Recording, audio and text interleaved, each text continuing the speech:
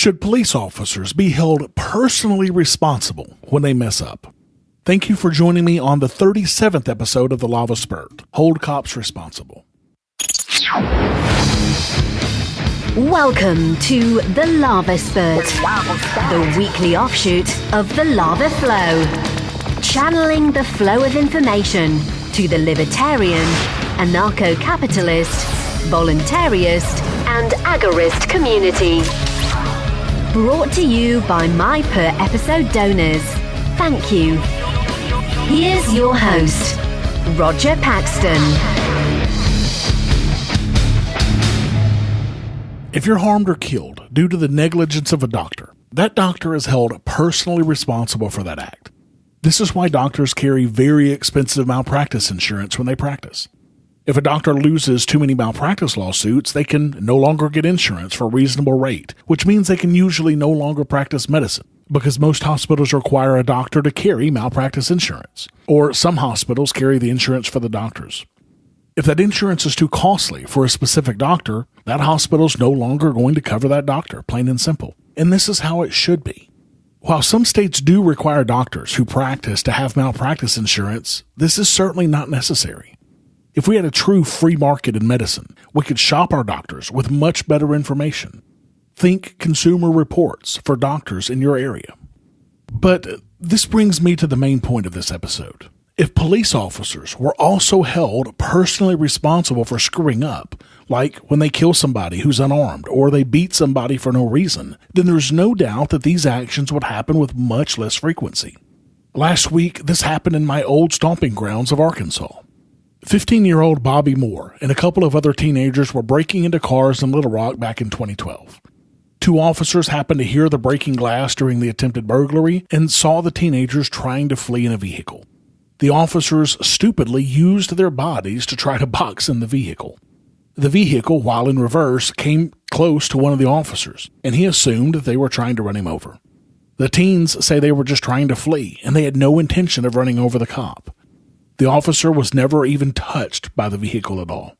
Now, the officer, Josh Hastings, fired into the car 3 times, hitting Moore all 3 times, with one going into his chest and one into his head, killing him. As is the norm when police shoot into a moving vehicle, Hastings claims he feared for his life as the 15-year-old boy attempted to, quote, run him over.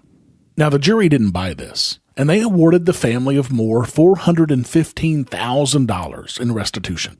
But what sets this case apart from the myriad of other civil cases in which police officers are found responsible for killing, beating, or depriving people of their rights is that this cop was held personally responsible and will have to pay the victim's family using his own assets, not the taxpayers. Before the civil case this month, Hastings was tried twice in criminal court, each time on charges of manslaughter, but the juries ended in a deadlock both times. After 2 mistrials, the prosecutors declined to go after Hastings a 3rd time. Naturally, after the deadlock juries, the family of Moore was shaken to the core, feeling like they'd never see justice for their lost child.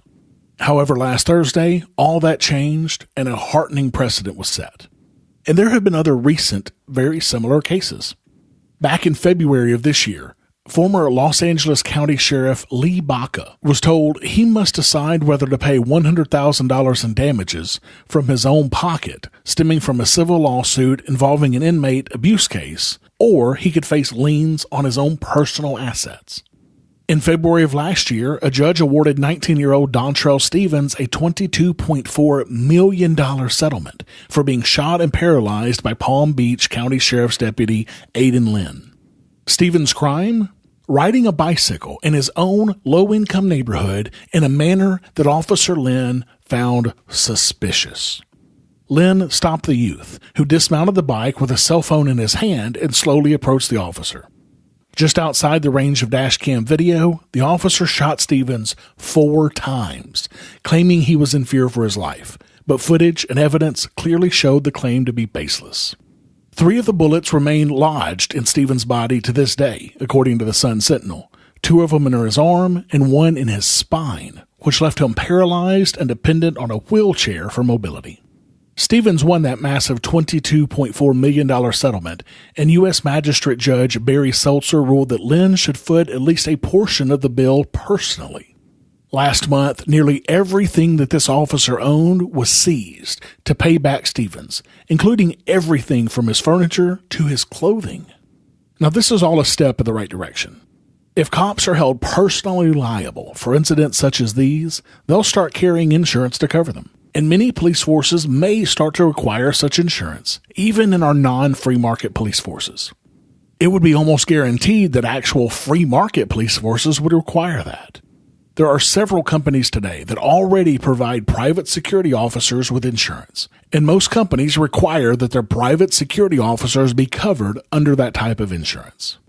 Insurance companies who can't fleece the taxpayers to pay for problem cops would have to come out of pocket to pay for any instances of wrongdoing or injury negligently caused by the covered officer, and would make sure that these officers are uninsurable if they've cost the insurance company lots of money. If the officer becomes uninsurable, the officer becomes unhirable. It's as simple as that. There are likely many cops out there right now who would be denied insurance coverage by any company due to their track records. A requirement for personal liability insurance would, quite literally, weed out problem officers almost overnight. This would go a long way to making all of us safer, including police officers themselves, because they would need to think twice before doing something stupid. Let's hope we see more cases like these in the future. Until next time, keep striking the root. Thank you for listening to The Lava Flow at thelavaflow.com. Don't miss an episode. Subscribe now at thelavaflow.com/subscribe. This has been a Pax Libertas Productions podcast.